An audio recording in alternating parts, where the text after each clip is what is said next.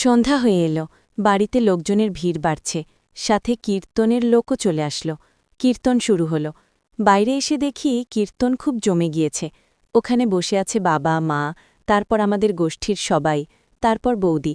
বৌদির কোলে গুড্ডুও কীর্তনের তালে তালে হাত নাড়াচ্ছে। বৌদি ঘুরে আমার দিকে দেখল আর হালকা হাসল। তারপর মা আমাকে ডাকতে লাগল, বলল কীর্তনের কাছে এসে বসতে। তারপর আমিও বসে পড়লাম। আমার সামনে কাকি বসেছিল, আমার বাবার কাকাতো ভাইয়ের বউ। ওই কাকিও ছিল দারুণ সুন্দরী। সুযোগ পেলে কাকির গাছের জাম্বুরা খেতেই হবে, তার আগে বৌদিকে সামলে নি। কাকির পাশের বৌদি বসেছিল। বৌদি বারবার ঘুরে আমাকে দেখছিল। বৌদির এক্সপ্রেশন দেখে মনে হল গোদামঘরে ভালোভাবে মজা পায়নি।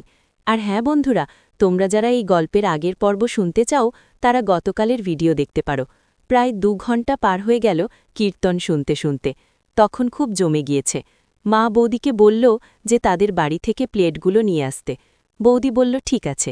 মা বলল বৌদিকে আমাকে সাথে নিয়ে যেতে, কারণ অন্ধকার ছিল তাই। আমি আর বৌদি রাস্তা দিয়ে যেতে লাগলাম। ভেবেছিলাম যে এই অন্ধকারে বৌদির সাথে বাকি কাজটা করব, কিন্তু করে উঠতে পারলাম না, কারণ সেখানে এক বুড়ো মনের সুখে বিড়ি টানছে। মনে মনে বুড়োকে কটা কথা শুনিয়ে আমি আর বৌদি দাদাদের বাড়ি আসলাম। যথারীতি প্লেটগুলো নিয়ে বেরোতে যাব, এমন সময় দাদা বলল কীর্তন শেষ হয়ে গেলে বৌদিকে এগিয়ে দিয়ে যাস, এই অন্ধকারে একা আসতে পারবে না। ঠিক আছে বলে আমি আর বৌদি চলে আসলাম। রাত 11:30। বাড়ির সব কাজ শেষ, সবাই চলে গেছে। মা আর বৌদি খাবার খাচ্ছে। মা বলল তোর বৌদিকে এগিয়ে দিয়ে আসিস। কথাটা শুনে বৌদি আমার দিকে চেয়ে হাসছিল। বৌদিও জানত যে আজকে বাড়ি পৌঁছে দেওয়ার বাহানায় তার সাথে কি হবে।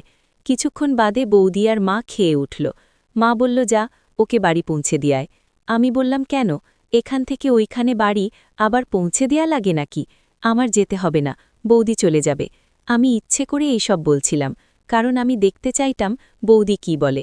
বৌদি বলল দেখেছ কাকি কেমন, এই এত রাতে আমি কি একা একা যাব এই অন্ধকার দিয়ে? মা বলল হ্যাঁ ঠিকই তো, ও কি একা যাবে নাকি? যা শিগগিরই। বললাম আমার ঘুম পাচ্ছে, আমি যেতে পারবো না। কথাটা শুনে বৌদি অবাক হয়ে তাকিয়ে আছে আমার দিকে। মা বলল যাবি নাকি তোর বাবাকে ডাক দেব? এমনিতে মোবাইলে নেটওয়ার্ক না পেলে অন্ধকারে রাস্তায় চলে যায়, আর এখন দেখো তার নাকি ঘুম পেয়েছে। তুই কি রাতে 1টার আগে ঘুমোস? সারা রাত মোবাইল টিপা, যা বলছি। বৌদিও বলল চলো তো তাড়াতাড়ি, আমার দেরি হচ্ছে। বৌদির চোখে এক ধরনের আগুন আমি দেখতে পাচ্ছিলাম। একটা টর্চ নিয়ে আমি আর বৌদি বেরিয়ে পড়লাম। বৌদি বারবার আমার দিকে দেখছে, আমিও বৌদির দিকে দেখছি। তারপর হঠাৎ বৌদি বলল চলো তাড়াতাড়ি, বাড়ি আমার দেরি হচ্ছে, তোমার দাদু অপেক্ষা করছে। তখন বাজে রাত 11:45। আমি বললাম আজকে এই অন্ধকারে কি যে হবে তুমি সারা জীবন মনে রাখবে। বৌদি বলল ইস, আমাকে আজ পাগল করে দাও বাবু। তখন গোদামঘরে কিছুই করতে পারিনি, সেটা এখন করব।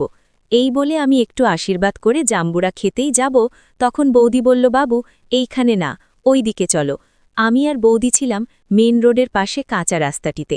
বৌদি ভয় পাচ্ছিল যে যদি কেউ চলে আসে, তাই আমি বৌদিকে টেনে পাশের একটা বাস ছাড়ের পেছনে নিয়ে গেলাম। রাত 12টা মানে গ্রামে কেউ বাইরে থাকে না, আর এটা ছিল বাস ছাড়, আর রাত্রে এখানে কারোর আসার প্রশ্নই আসে না। ঝোপের ধারে জাদুর লাঠি বের করে আশীর্বাদ করে প্রসাদ দিলাম বৌদির মুখে। বললাম কীর্তনের সময় ভালো করে প্রসাদ খেতে পাওনি, এখন এই প্রসাদটা খেয়ে নাও। বন্ধুরা, ইউটিউবের কড়া নিয়মের কারণে কিছু ঘটনা সরাসরি বলা যাচ্ছে না। তোমরা কমেন্টে দেয়া লিঙ্ক থেকে আমার ওয়েবসাইট ভিজিট করো, সেখানে একদম খোলামেলা গল্প দেওয়া আছে। এভাবে 40 মিনিট কেটে গেল। বৌদিকে বললাম আপাতত পেটিকোট দিয়ে হাত পা মুখ মুছে দাও, এরপর বাড়িয়ে দিয়ে ফ্রেশ হয়ে নিও। এমন সময় আমার ফোন বেজে উঠল। দেখি মার ফোন। রিসিভ করতেই বলল কিরে, কতক্ষণ লাগে স্বপ্নাকে দিয়ে আসতে? আমি বললাম দাদাদের বাড়িতে বসে গল্প করছি দাদার সাথে, 10 মিনিট পরে আসছি। মা বলল তাড়াতাড়ি আয়, তোর বাবা বলছে এত রাত হয়েছে তাড়াতাড়ি বাড়ি আয়। আমি কি করব বুঝতে পারছিলাম না। এদিকে আরেকটু করতে মনে চাচ্ছিল, আবার বৌদিও দেখি উতলা হয়ে বসে আছে আরেকবারের জন্য। যদি দেরি হয় বাড়িতে যেতে তাহলে আমার রক্ষে নেই। তারপর আমি সিদ্ধান্ত নিলাম যে আজ আর সম্ভব হবে না। বৌদি তখনও ওইভাবেই দাঁড়িয়েছিল। বলল কি হলো ভাই, আসো না।